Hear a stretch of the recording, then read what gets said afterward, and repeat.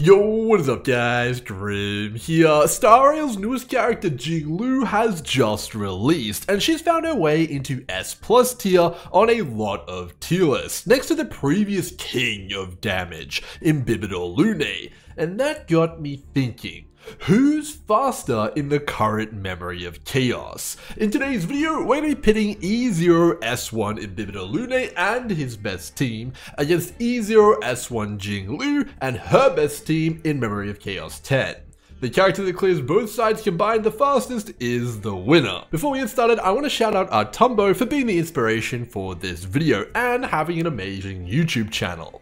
Make sure to comment down below who you think will win and anything I might have missed when building or playing either character. This time's battlefield is a memory of Chaos 10, which is inhabited by Warp Trotters, promoting AoE playstyles great for both contestants. Side 1 features Ice Weakness, which is great for Jingliu, and Side 2 features Imaginary Weakness for Imbibitor Lunae. The ultimate boss is Yang Qing, and his imaginary weakness is certainly an advantage for Imbibitor Lunae.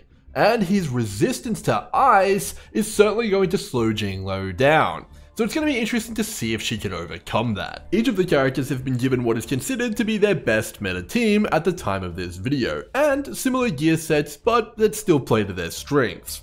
And finally, both teams are intended to be real teams you would actually play normally, so no triple harmony allowed. To ensure the result is fair, I ran each side with each team 5 times, and took the best run for each for this video. Before we get started though, let's take a quick tour of each contestant and the teams they'll be running with and their builds. First up is the king of damage and dragons himself, Imbibitor Lunae, who's got a respectable 80-164 crit ratio, he's got 140 speed, so well within that 134 speed breakpoint, a ton of attack, and some great increased imaginary damage from his gear. He's on Musketeer of Wildwheat and Space Sealing Station, because that's the gear I've got. He's using his signature light cone, and he is of course E0. And his supports are going to be Yukong and Tingyun. Yukong is tuned for just enough speed to get a lot of skill points and line up with Imbibitor, and she's also got some pretty respectable bulk here, and is using S5 Planetary Rendezvous to increase Imbibitor's damage. She is E6, and she is using Musketeer of Wildwheat and Fleet of the Ageless. Our Tingyun here is on an S5 Dance Dance Dance, and is pretty beefy as well, with a lot of speed though to try and get as many actions and as much energy as possible for Imbibitor. She is also E6, is on Musketeer of Wildwheat and Fleet of the Ageless. Jingliu, the Ice Queen, is up next, and for what it's worth, she's actually using a lot of the same gear as Imbibitor, because that's just what I've got and the best stuff on my account. So she's got her signature 50% crit rate there, that's full crit cap, and 226% crit damage. She's got 134 speed, pretty decent attack, and she does have some ice damage from the ice orb here. She is of course E0, using her signature, and she is on Musketeer of Wildwheat and unfortunately Space Sealing Station. We gotta use what we've got. Her main teammates are going to be Bronya and Pella. Bronya is of course built to be just 1 speed slower here than my Jingliu. She's got a ton of crit damage, is tanky, and is using S1 of her signature here. She is E1 and is using a 2-piece hacker, 2-piece musketeer set here with Fleet of the Ageless. Pella is up next. She is using a S5 Pearls of Sweat. She is as fast as I could make her while being still tanky, is E6, and of course is using Musketeer Wildwheat and Fleet of the Ageless. Both teams are going to be supported by Luocha, and I used an identical build for both. He's built to be tanky, fast, and is using the Abundance Light Cone multiplication here. He is E0, and would you believe it or not, he's on Musketeer and Wildwheat and Fleet of the Ageless as well. I'm a bit of a cowboy farmer, what can I say? Well, let's get into the action. Alright, kicking us off here for side 1 is going to be Imbibitor Lunae, and we're going to use all our techniques and dive, of course, straight into battle. Now, the first side is the domain of Jingliu. Everything is Ice Weak here. So if Imbibitor was able to get a 0 cycle, he'd have a massive advantage in this battle. Now, whether or not he's going to be able to do that is a very good question. So we're lining everything up here to try and take out this elite enemy. We're actually going to start out with our ultimate here on the side though, taking out that fish and that warp trotter, which is going to apply a defense shred and vulnerability shred to every enemy there, and do a massive 201 enhanced basic thanks to those debuffs we just applied. So the enemy is now below half health. One more enhanced basic should bring us home here, which is coming up right after these actions here, and we should be able to move into wave 2 here with as many ultimates as we can available possible. And you can see we have 3, so it's looking very, very good for Imbibitor Lunae here and his 0 cycle. We get our 4th one there, so we're literally quad ultimate ready here. We just have to use them in the right way, and we should be able to bring it home here. So leading us off with Luocha here, doing a bit of chip damage here, trying to get that field back activated so we don't die, and we're going to be looking at trying to get that Yukong ultimate hopefully activated, and taking out that Warp Trotter with it would be ideal, applying that vulnerability debuff for Imbibitor's big attacks here. So we do get it. We're going to go straight into an Imbibitor ultimate here, which will be able to then use a Tingyun ultimate on him straight after, and we'll be able to get into even more burst damage. So the big question is, how much is this triple enhanced basic going to hit for? Well, it's going to hit for a lot, that's the answer. So we're getting 200k there on 2 elites, and we almost one-shot one of them. No surprise there. They're not even imaginary weak. Imagine if they were, that would be absolutely crazy. So unfortunately, we cannot use Yukong's skill here due to the fact that we wouldn't have enough skill points to use Imbibitor's combo. So definitely showing a little bit of his weakness there. That 3 enhanced basic is definitely very expensive, even with his best team here that we've got. So we're going to be breaking that shield there on that guard with Luocha here, which is definitely going to make things a little bit easier for our Imbibitor here. And we should be able to take out both these elites here with the standard triple enhanced basic ultimate combo here. Which we're just considering, yep, absolutely. It's going to take it down, and Imbibitor gets his 0 cycle. Alright, Jingliu is up next, and she absolutely is looking for a 0 cycle here because everything here is weak to ice, and Imbibitor has already achieved a 0 cycle, so she needs to match him if she's got any shot in the second half here. So we're going to lead off here with a Pella skill, getting that ice shred from the E4 straight into a Pella ultimate, getting the defense shred, lots of debuffs here now on the table. Taking out that Warp Trotter there with Jingliu, applying vulnerability to everyone, and going straight into enhanced skill here, doing 202,000 damage there. We're going to Bronya boost up our Jingliu and go straight for an ultimate here, which is going to hit a whopping 303,000 damage with all those debuffs on those enemies. So definitely big damage here. Really on pace here to match Imbibitor. No issues at all. But are we going to have enough transmigration stacks here to get the enemies down? The biggest weakness of Jingliu is falling in and out of the transmigration state, and to get a 0 cycle here, we're going to need to make sure we have enough damage. So down goes the Warp Trotter to that enhanced skill here.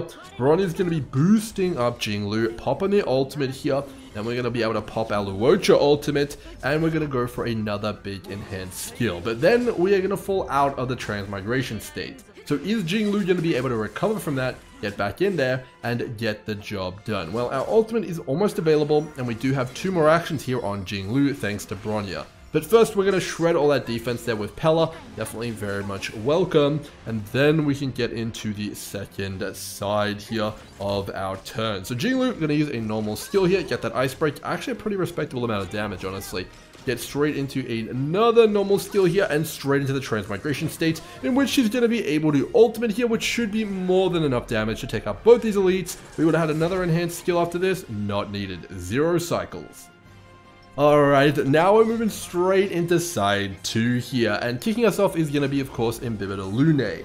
Now, the notable thing here is that this side is completely weak to imaginary, and Imbibitor gets massive damage boosts from attacking imaginary enemies. And on top of that, Yang Cheng, the final boss, not only is he weak to imaginary, but he's actually resistant to ice, meaning Jingliu is not only at a disadvantage thanks to the damage boost from Imbibitor, but she's also losing some of her damage. So it's definitely going to be a rough one to see if Jingliu can win this thing. But we've got our usual Imbibitor shenanigans here with our Tingyun ultimate. He gets his ultimate and a massive attack there, and we're going to be able to take out pretty much all of these small fries on this field, no problems. Now, we do miss killing that Warp Trotter by just a thread here, but it's not going to matter because Luocha finishes it off there, and we do get the vulnerability for Imbibitor's turn anyway.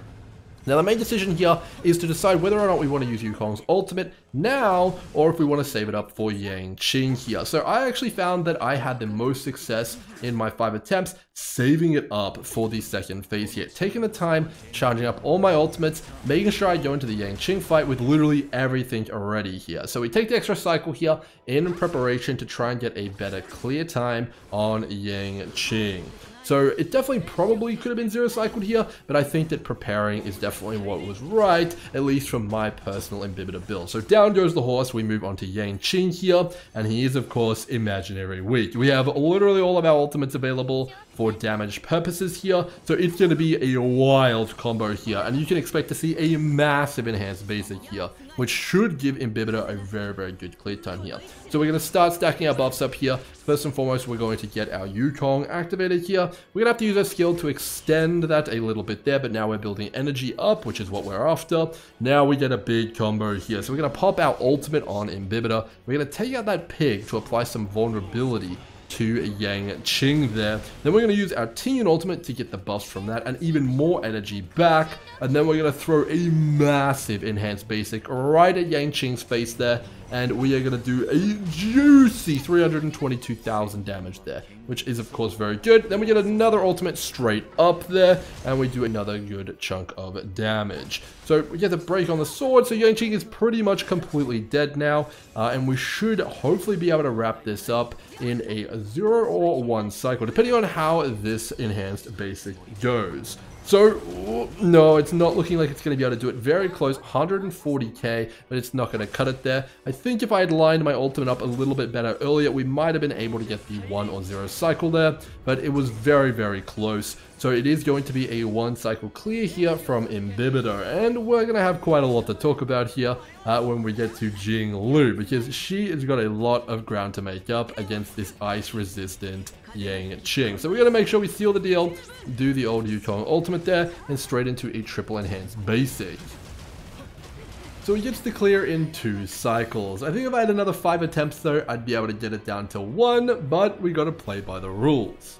Alright, to finish us off here, we have Jingliu, and to be completely honest with you, she is at a pretty big disadvantage. None of these enemies are vulnerable to ice, and of course we have some ice resistance on the final boss, Yang Qing, which is going to make her do way less damage. So not only does Imbibitor have an advantage here, she's also got a disadvantage, but let's see how she does nonetheless. So the most important thing here for Jingliu is landing critical strikes on those warp trotters. It's going to save her so much damage, and unfortunately she misses the critical strike here, so she's not going to get that vulnerability on those elites. She's going to have to use a skill over there to kill the warp trotter and get the vulnerability she wants. Now fortunately we do have a Bronya boost into a massive ultimate here, so we're going to see how much damage this does. Hopefully it does enough so we can get a 0 cycle here and have some chance. 337k, okay. That is more than enough there, and straight into 180k. So Jingliu is certainly pulling her weight here, and she is easily going to be able to 0 cycle these horses thanks to the help with Bronya here, even though she missed that critical strike on that trotter there.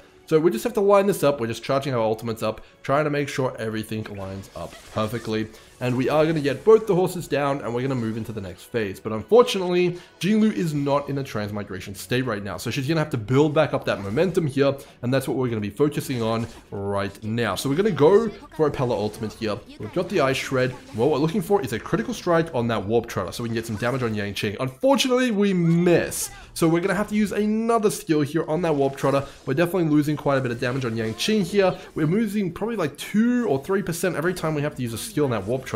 Fortunately though, we do have the combo back up here. We are going to get another big ultimate from our Jingliu here, which is going to do a modest 100k damage there into another 71k there. Remember, he is ice resistant, so that is why our damage is so low here.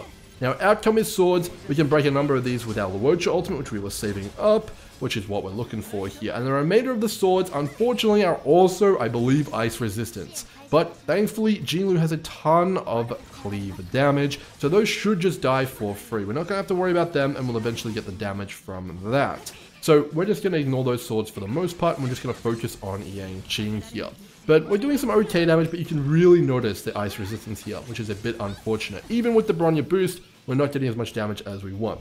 So again, we're going to try and get a critical strike on this Warp Trotter as we try and move back into the Transcendent State here. And if we can get it, we're going to save a lot of damage and get that on Yang-Qing. Remember, every single skill that we get on Yang-Qing, even if it's not enhanced, it's going to be like, what, 2-3% damage here. So if we can just get that on Yang-Qing, we're going to be looking good. Now, into the Warp Trotter, let's see if we can get that critical strike and one-shot that Warp Trotter. Well, no, we miss again, so we're going to have to waste another skill on that Warp Trotter, which is just unfortunate. But we do move into the Transmigration State again. We are going to have that ultimate combo up once again, Bronya ult into our Jingliu ultimate here, into an enhanced skill for big damage. Can we kill Yang-Qing here though? If we can get him down here, we will actually be one cycle faster than Imbibitor Lunae. Here it is, no, 3% off unfortunately, which is just so close. Unfortunate. So it is actually going to be a 2-cycle clear here, absolutely, from our Jingliu to match the 2-cycle clear from Imbibitor. So both of these characters were pulling out all the stops when they didn't have an advantage, matching the other, and it's actually crazy how close this was. So 2 for both of them. Alright, my goodness, you couldn't have asked for a closer showdown than that, with both characters getting 2-cycle clears. Not only that though, I think on side 2, both characters were fully capable of getting a 1-cycle clear if they just got a little bit more lucky, or maybe if I had played a little bit differently or better. There's definitely a few misplays in there. And I think they probably could both get that 1 cycle and maybe even that 0 cycle. Let me know down below what you guys think and if anyone could go a little bit faster in your opinion.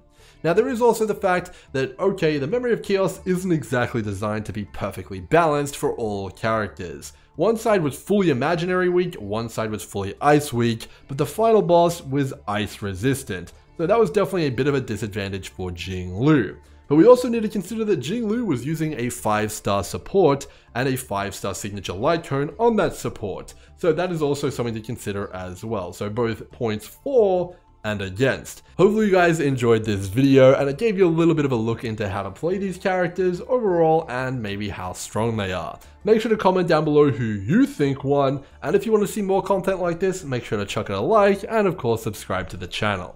And until next time, good luck with your pulls, cheers.